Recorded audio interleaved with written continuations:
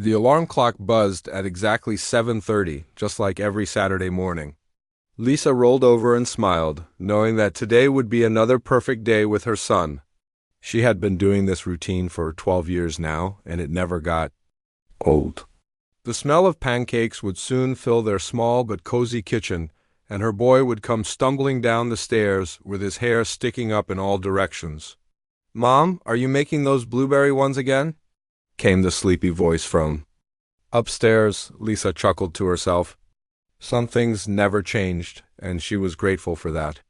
After working long hours all week at the advertising agency, Saturday mornings were her sanctuary.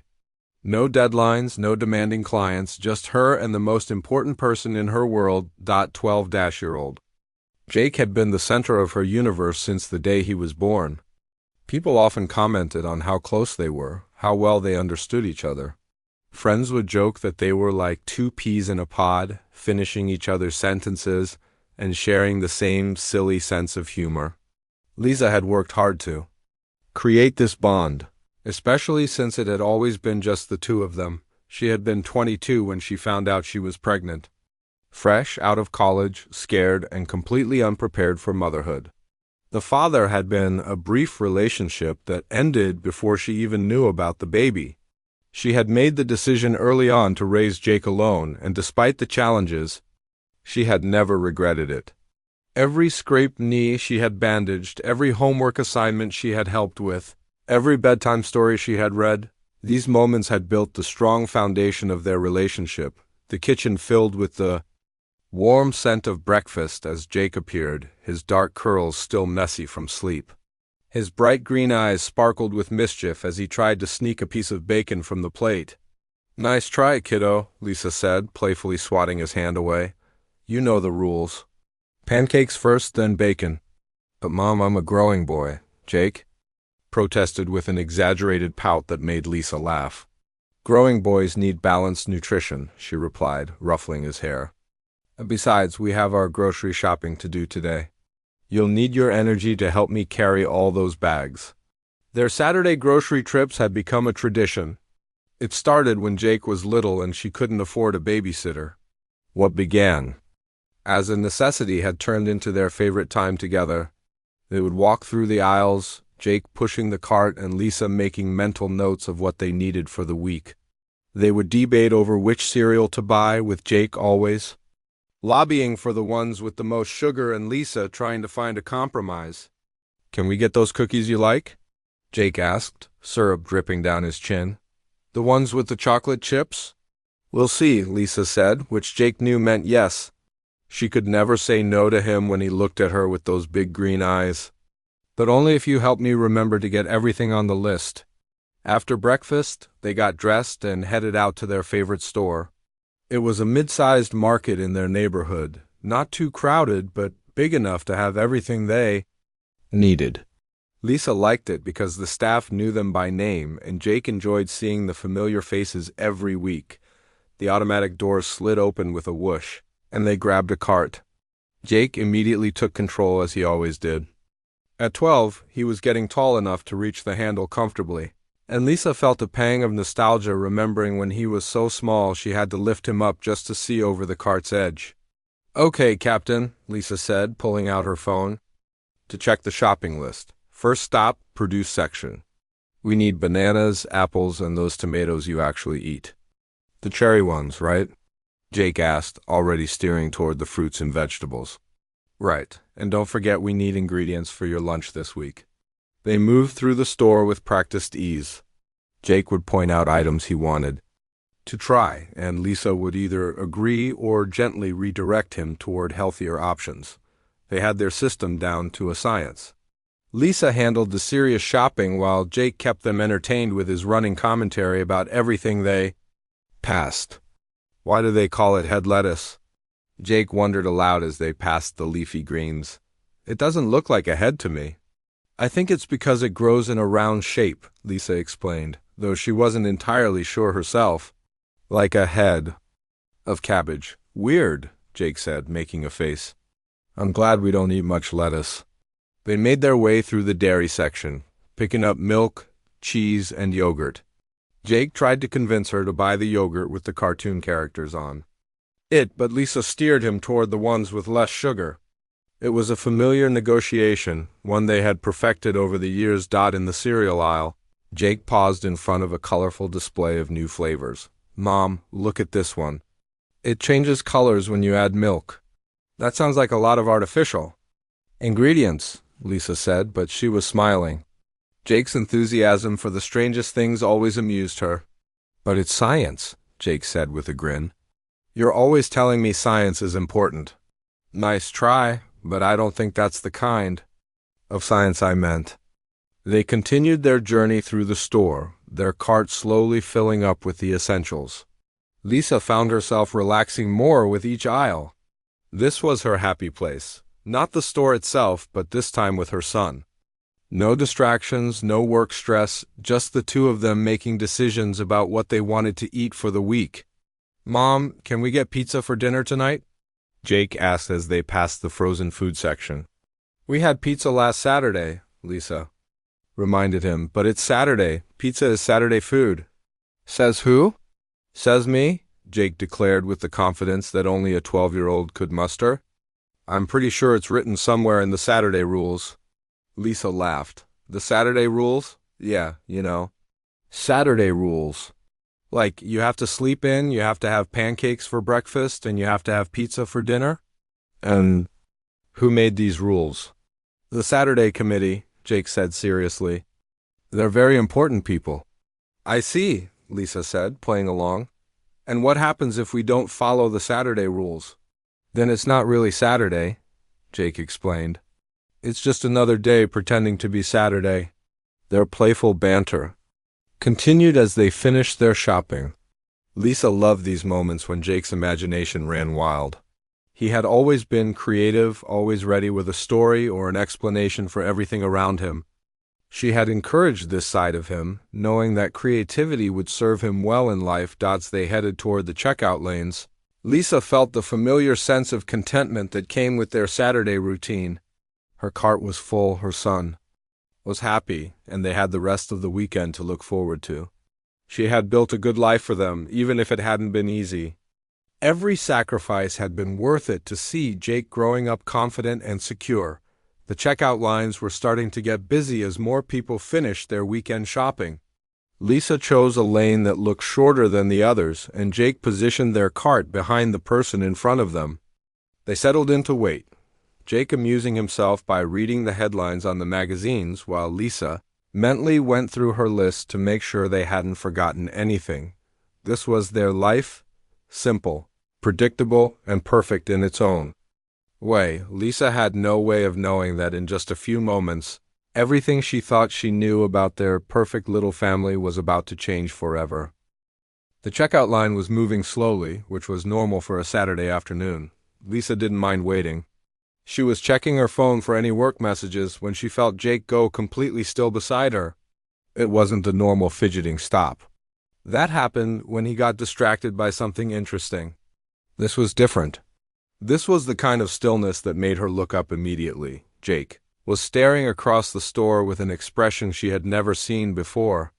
His face had gone pale, and his mouth was slightly open. His hands gripped the shopping cart so tightly his knuckles were white. Lisa followed his gaze, trying to see what had captured his attention so completely. Near the customer service desk, she spotted a woman about her own age with shoulder-length brown hair. The woman was holding the hand of a young girl who looked to be around 11 years old. Nothing unusual about that. Families shop together all the time. But as Lisa watched, something nagged at her. There was something familiar about the woman's profile.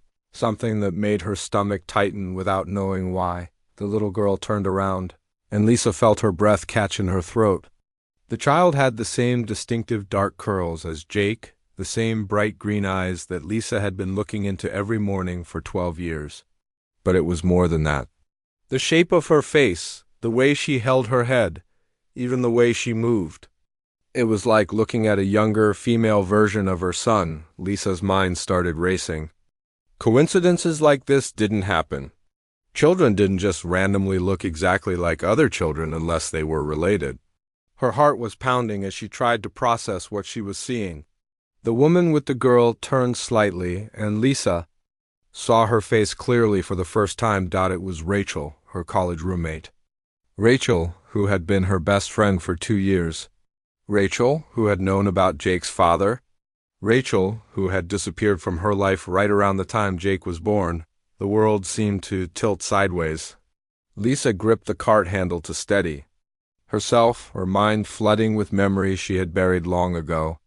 She remembered telling Rachel about the pregnancy, remembered crying on her shoulder when Jake's father had walked away. She remembered how supportive Rachel had been, how she had promised to help Lisa through everything. And then she remembered how Rachel had started dating David right after Lisa had told her about the pregnancy. At the time, Lisa had been hurt, but had convinced herself it was just bad timing. Rachel had claimed she didn't know Lisa still had feelings for David, that she thought Lisa was over him. The friendship had become strained, and eventually they had lost touch. But now, looking at that little girl who looked so much like Jake, Lisa realized there had been much more to the story.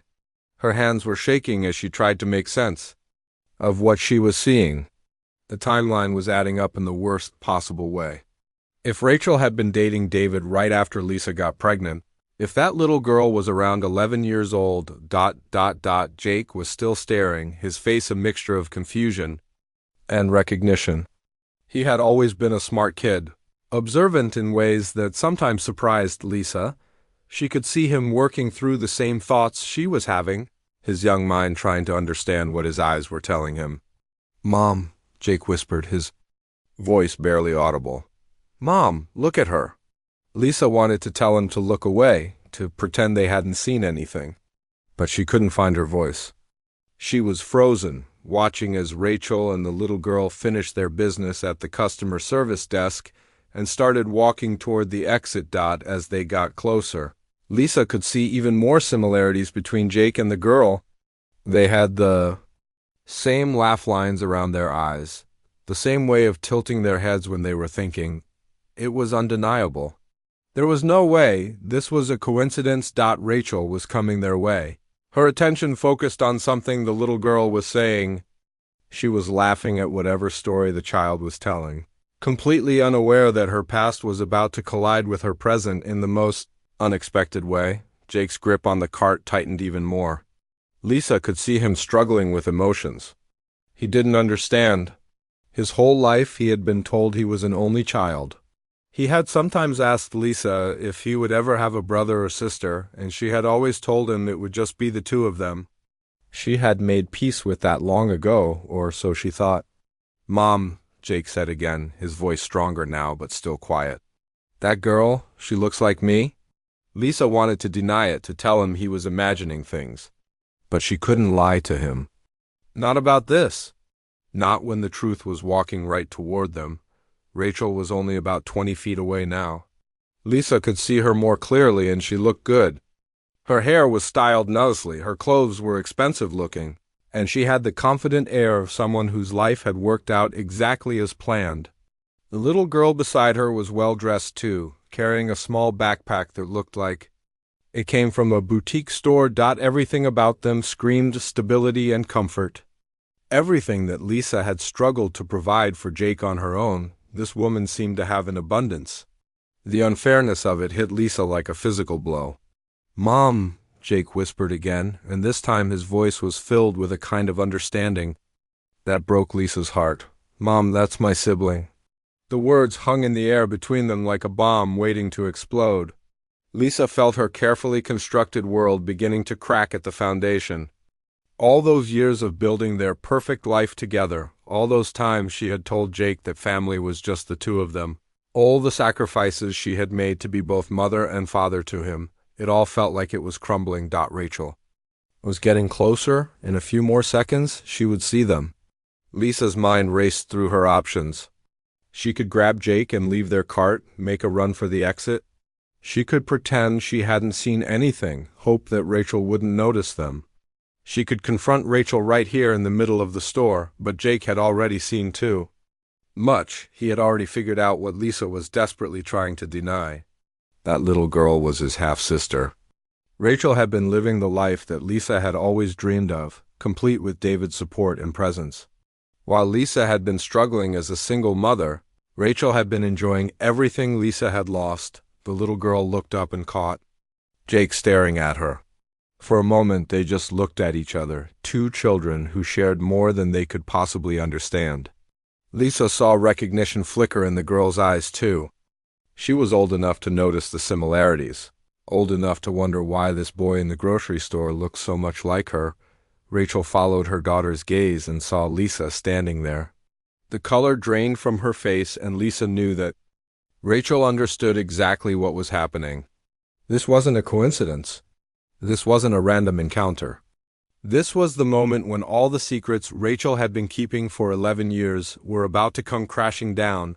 The checkout line continued moving around them, other shoppers unaware of the drama unfolding.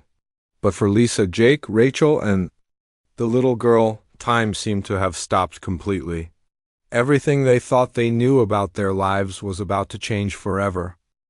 The coffee shop was nearly empty on Monday morning, which was exactly what Lisa had hoped for. She sat in the corner booth, her hands wrapped around a cup that had gone cold 20 minutes ago. She hadn't slept much since Saturday, and her mind kept replaying that moment in the grocery store over and over again. Rachel walked in exactly at 10 o'clock, just like she had promised in the awkward text message they had exchanged. She looked around nervously before spotting Lisa in the corner. Even from across the room, Lisa could see the tension in her shoulders, the way she was clutching her purse like a shield. "Hi," Rachel said quietly as she slid into the seat across from Lisa. "Thank you for agreeing to meet." Lisa nodded but didn't trust herself to speak yet. She had spent the last 2 days thinking about what she wanted to say, but now that Rachel was sitting in front of her, all those carefully planned words seemed to have disappeared. "How is Jake?" Rachel asked, and Lisa felt a flash of anger at hearing his name from Rachel's lips. "Confused," Lisa said finally. "He's been asking questions I don't know how to answer." Rachel winced. "I'm sorry. I never wanted him to find out like this." "But you were fine with him never finding out at all," Lisa said, her voice sharper than she intended. "How long were you planning to keep this secret?" Rachel looked down at her hands. "I don't know. Maybe forever. I thought it would be easier for everyone." "Easier for who?" Lisa asked. "Certainly not for Jake. He spent his whole life thinking he was an only child." "I know," Rachel said quietly. "But what was I supposed to do? Tell him about Amy when I knew you had no idea she existed?" "Amy, so that was the little girl's name." Lisa felt another wave of anger wash over her. Rachel had been living her life, raising her daughter, while Lisa had been struggling alone. All those nights when Jake had asked about his father, all those times Lisa had wondered if she was doing enough for him, Rachel had known the truth. "You could have told me," Lisa said. "You were my best friend. I trusted you." "I wanted to," Rachel said, and for the first time she looked directly at Lisa. "So many times I picked up the phone to call you. But then I would think about how complicated it would make everything." "Complicated for who?" Lisa asked again. "For you and David?" Rachel's face flushed. "It wasn't like that. When I started dating David, I didn't know you still had feelings for him. You said you were over him." "I was pregnant with his child," Lisa said, her voice rising slightly. "How could I be over him?" "You told me you didn't want him in your life," Rachel said defensively. "You said you were going to raise Jake alone." "Because he made it clear he didn't want anything to do with us," Lisa replied. "That doesn't mean I didn't still care about him. And it doesn't mean I didn't deserve to know that he was being a father to another child." The words hung between them like a wall. Lisa had said it out loud now, the thing that had been eating at her since Saturday. David had walked away from Jake, had refused to be part of his life, but he had been there for Amy all along. He had been the father to Rachel's daughter that he had never been to Lisa's son. "He didn't know about Amy at first," Rachel said quietly. "I found out I was pregnant about 3 months after you told me about Jake. I was scared to tell him." "But you did tell him," Lisa said, "and he stayed." Rachel nodded, tears starting to form in her eyes. "He said he wanted to do better. He said he had made a mistake with Jake and he wanted to make it right with Amy." The words hit Lisa like a slap. David had known he had made a mistake with Jake, but he had never tried to fix it. He had just moved on and started over with a new family, leaving his first child behind. So he's been in her life this whole time, Lisa said. It wasn't a question. Yes, Rachel whispered. They're very close. He's a good father to her. Lisa felt like she might throw up. All those years when Jake had asked about his dad, all those times she had made excuses for why David wasn't around. He had been playing catch with another child. He had been helping with homework, attending school plays, being the father Jake had always wanted. Does Amy know about Jake? Lisa asked. Rachel shook her head. We never told her. We thought it would be too confusing for her. But she saw him on Saturday, Lisa said. She knows something now. She's been asking questions, Rachel admitted. She keeps talking about the boy who looked like her. She's smart, Lisa. She's starting to figure things out. Lisa closed her eyes and tried to process everything she was hearing. 2 children, both innocent, both deserving of the truth. Jake, who had spent his whole life wondering about his father. Amy, who was about to discover that her perfect family wasn't as perfect as she had thought. What did you tell David? Lisa asked. Rachel looked uncomfortable. I haven't told him yet. I wasn't sure what you wanted to do. What I wanted to do. Lisa's voice was incredulous. This isn't about what I want, Rachel. This is about what should have happened 12 years ago? I know, Rachel said quickly. You're right. I should have told you about Amy from the beginning. I should have made David face what he did to Jake. But you didn't, Lisa said. You protected him instead. You let him be a father to your daughter while he ignored his son. Rachel started, crying openly now. I was young and scared and in love. I thought I was protecting everyone by keeping it quiet. I thought it would be easier if Jake never knew. Easier for who? Lisa asked for the 3rd time. Because it sure wasn't easier. For Jake. Do you know how many times he's asked me why his father didn't want him? Do you know how many times I've had to watch him wonder if there was something wrong with him? I'm sorry, Rachel sobbed. I'm so sorry, Lisa. I never meant for it to happen this way. But Lisa was past accepting apologies. The damage was done.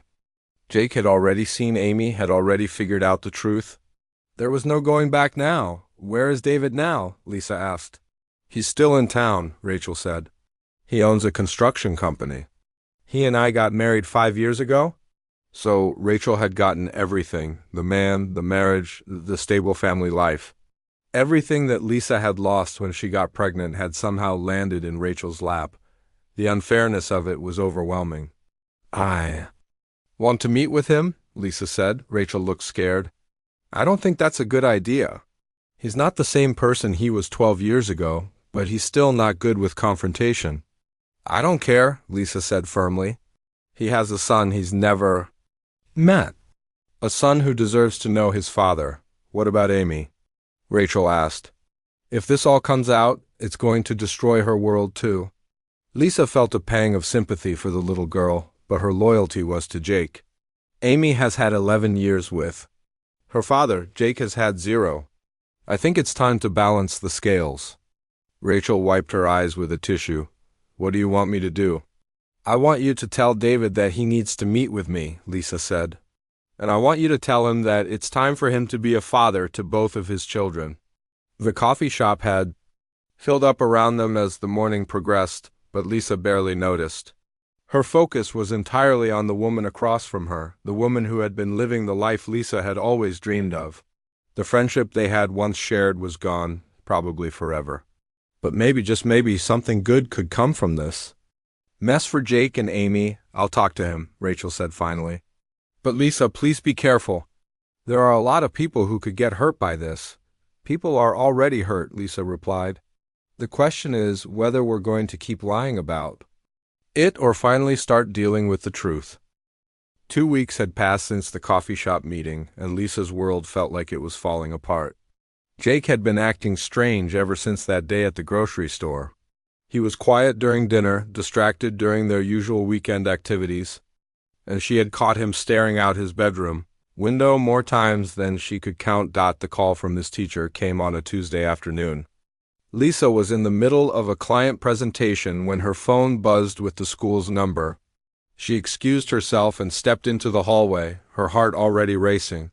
"Mrs. Thompson, this is Jake's teacher, Ms. Garcia. I'm calling because Jake got into a fight today during lunch." Lisa felt her stomach drop. Jake had never been in a fight before. He was the kind of kid who walked away from conflict, who preferred to solve problems with words rather than fists. "What happened?" Lisa asked, leaning against the wall for support. "Another student was teasing him about not having a father," Miss Garcia explained. "Jake got very upset and pushed him. Then it escalated from there." Lisa closed her eyes. She had always been honest with Jake about his father not being around, but she had tried to frame it in a way that wouldn't hurt him. She had told him that some families were different, that what mattered was that they had each other. But clearly that wasn't enough anymore. "Is he okay?" Lisa asked. "He's fine physically, but he's very emotional. He's been crying on and off. Since it happened, he keeps asking to call you." "I'll be right there," Lisa said, already heading toward the elevator, when she arrived at the school. Jake was sitting in the principal's office, looking smaller than she had ever seen him. His shirt was wrinkled, his hair was messy, and there were dried tears on his cheeks. When he saw her, he ran into her arms and started crying all over again. "I'm sorry, Mom," he whispered against her shoulder. "I'm sorry I got in trouble." "It's okay, baby," Lisa said, holding him tight. "We'll figure this out." But as they drove home, Lisa knew that nothing was okay. Jake was hurting in ways she didn't know how to fix. The secret about his half-sister was eating at him, and he didn't understand why his father had chosen to be part of one child's life. But not his. That evening, as they sat on the couch eating takeout pizza, Jake finally asked the question Lisa had been dreading. "Mom, why didn't my dad want me?" Lisa's heart broke into 1,000 pieces. She had always known this conversation would come, but she had hoped to have better answers when it did. "It's not that he didn't want you," she said carefully. Sometimes adults make choices that don't make sense even to them. "But he wanted her," Jake said quietly. "He wanted Amy." Lisa was surprised that Jake remembered the little girl's name. She had only heard it once, during that awkward moment in the grocery store. "How do you know her name?" Lisa asked. Jake looked down at his hands. "I found her on Instagram. She posted a picture with her dad last week. They were at a baseball game." Lisa felt a chill run down her spine. "Jake, you can't contact her. This is a very complicated situation." "I know," Jake said. "I didn't message her or anything. I just looked at her pictures. She looks happy." The sadness in his voice was overwhelming. Lisa could see him comparing his life to Amy's, wondering why he wasn't good enough to have the same kind of relationship with their father. "Jake, listen to me," Lisa said, taking his hands in hers. "This has nothing to do with you. You are wonderful, and smart, and funny, and anyone would be lucky to have you as their son. Your father made a mistake, but that doesn't mean there's anything wrong with you." Jake nodded, but she could tell he didn't really believe her. How could he? When the evidence suggested otherwise, the next few days were even harder. Jake's grades started dropping, and he seemed to have lost interest in everything he used to enjoy. His soccer coach called to say he had been distracted during practice, missing easy plays and not communicating with his teammates. Lisa felt helpless watching her normally confident son shrink into himself. Then came the phone call that changed everything. Lisa was making dinner when her phone rang. She didn't recognize the number, but something made her answer it anyway. "Hello, is this Lisa?" The voice was hesitant, young. "Yes, who is this?" "This is Amy Henderson. I think your son might be my brother." Lisa nearly dropped the phone. "Amy, honey, how did you get this number?" "I found it online," Amy said, her voice getting stronger. "I've been thinking about that boy in the grocery store ever since I saw him. We look exactly alike, and my mom has been acting really weird lately. She keeps crying when she thinks I'm not looking." Lisa's mind was racing. Rachel hadn't told Amy anything, but the girl had figured it out on her own. Children were smarter than adults gave them credit for. "Honey, this is something you need to talk to your parents about," Lisa said gently. "I tried," Amy said. "But my mom just tells me not to worry about it." and my dad gets upset whenever I bring it up. But I know something is wrong. I know that. Boy is connected to us somehow. Lisa could hear the confusion and hurt in Amy's voice. She was going through the same thing as Jake, just from the other side. She had grown up thinking she was her father's only child, and now she was starting to realize that wasn't true. What's his name? Amy asked. The boy who looks like me.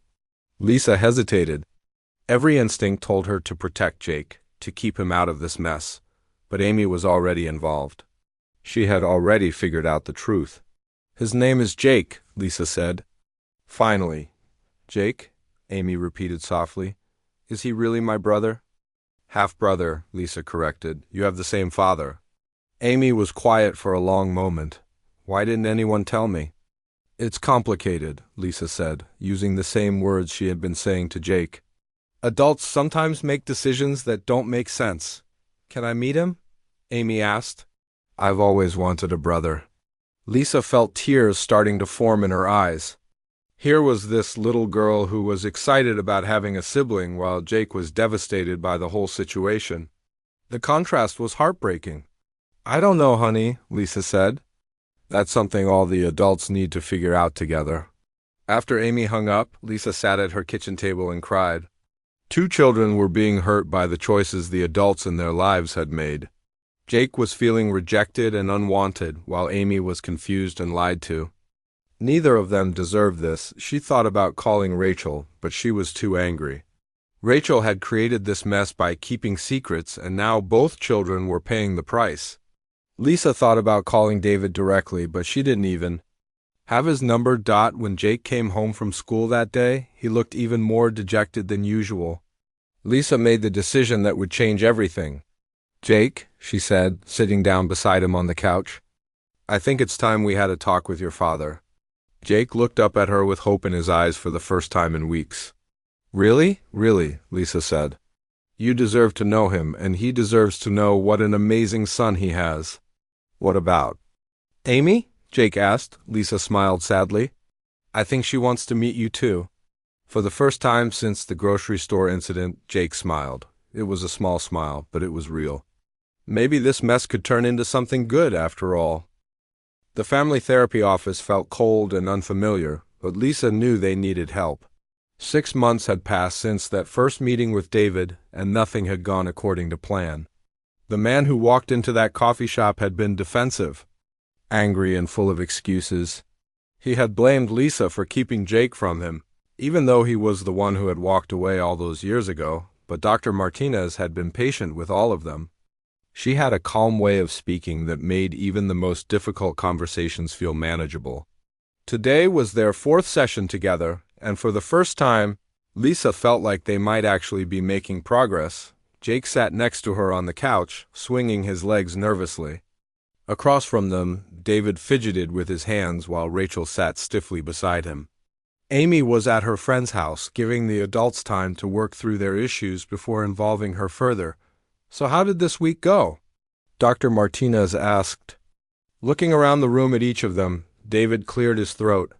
I took Jake to a baseball game on Saturday. It went better than last time. Lisa remembered the first time David had tried to spend time with Jake. It had been awkward and forced, with both of them not knowing what to say to each other. Jake had come home early, upset and confused about why his father felt like a stranger.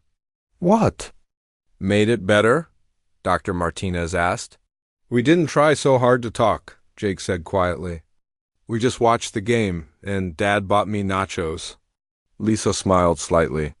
It was the first time Jake had called David Dad without being prompted. Small steps, but they were still steps forward. And how are you feeling about spending time with your father now? Dr. Martinez asked Jake. Jake thought for a moment. It's weird, but good weird. Like when you taste a new food and you're not sure if you like it, but you want to keep trying it. David's face softened at Jake's words. Over the past few months, Lisa had watched him slowly start to understand what he had missed. Jake was funny and smart and kind, everything a father would want in a son. David was finally seeing what Lisa had known all along. Rachel, how are you managing this transition? Dr. Martinez asked. Rachel had been the quietest during these sessions, clearly struggling with guilt about her role in the situation. It's hard, she admitted.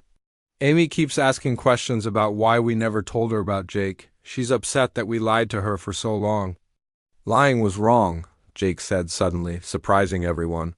But I understand why you did it. You were scared. Lisa looked at her son with pride. Despite everything he had been through, he was showing compassion for the adults who had hurt him. It reminded her why she loved him so much. Jake's right, David said, his voice heavy with regret.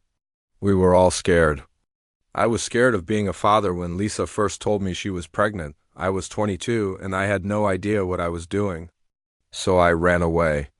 It was the most honest David had been since this whole process started. Lisa felt some of her anger toward him beginning to soften, though she wasn't ready to forgive him completely. And when Amy came along, Dr. Martinez prompted. I was older and more mature, David continued. But I was also ashamed of how I had handled things with Jake. I convinced myself it was too late to fix that mistake, so I tried to do better with Amy instead. But it wasn't too late, Jake said, looking directly at his father. It's still not too late. The room was quiet for a moment. Lisa felt tears starting to form in her eyes. Her son was giving his father a gift that David didn't deserve but desperately needed, a second chance. No, it's not too late, David agreed. And I want to try to be the father you deserve, Jake, if you'll let me. Jake nodded and Lisa saw hope in his eyes that hadn't been there in months. What about Amy? Rachel asked. How do we help her understand all of this? It was a good question. Amy had been hurt by the lies, but she had also been excited about having a brother. The challenge was helping her process the complex emotions that came with learning that her perfect family wasn't as perfect as she had thought. Maybe we should ask her, Jake suggested. She's smart. She might have good ideas about how to make this work, Dr. Martinez smiled. That's very wise, Jake. Children often have better solutions than adults because they're not carrying around as much emotional baggage. Over the next few weeks, they slowly started including Amy in their conversations. She was hurt and confused at first, but like Jake, she was also resilient. The first time the two children met officially, they were shy and awkward. But within an hour, they were laughing together like they had known each other their whole lives. It's like looking in a mirror, Amy said to Jake during one of their supervised visits. Except you're taller and a boy. And you're better at drawing, Jake replied. Looking at the picture she was working on, watching them together, Lisa realized that they had missed out on more than just having a sibling. They had missed out on having a built-in best friend, someone who understood them in ways that no one else could. The legal aspects of the situation were complicated. Lisa had decided to pursue child support, not because she needed the money now, but because Jake deserved to know that his father was taking responsibility for him. David had agreed without argument, finally understanding that this wasn't about punishment. It was about making things right. There were still difficult days. Jake sometimes got angry about all the time he had lost with his father and sister. Amy struggled with feeling like her whole childhood had been built on a lie. David battled with guilt about the choices he had made. And Rachel dealt with the consequences of keeping such a big secret for so long, but there were good days too. Days when David would pick up both kids and take them to the park. Days when Amy would call Jake just to tell him about something funny that happened at school. Days when Lisa would watch her son laugh with his sister and feel grateful that the truth had finally come out. The hardest part for Lisa was letting go of her anger. She had been hurt deeply by both David and Rachel, and forgiveness didn't come easily. But she realized that holding on to that anger was hurting Jake more than anyone else. He needed his parents to get along, even if they would never be friends again. 1 year after that fateful grocery store encounter, Lisa sat in the stands watching Jake play soccer. David was there too, cheering loudly from the sidelines. Amy sat between them, wearing Jake's team colors and shouting encouragement to her brother. It wasn't the family Lisa had imagined when Jake was born. It was messier and more complicated than she had ever wanted, but it was their family now, and somehow that was enough. After the game, as they all walked to their cars together, Jake ran back to Lisa and hugged her tight. "Thanks, Mom," he said, quietly. "For what?" she asked. "For fighting for me. For making sure I got to know them." Lisa hugged him back, feeling more proud of him than ever. "You don't have to thank me for that, baby. You deserve to know your family." "All of it," Jake said, pulling back to look at her. "Even the messy parts." Lisa smiled, finally understanding that sometimes the most beautiful families are the ones that have to be put back together piece by piece.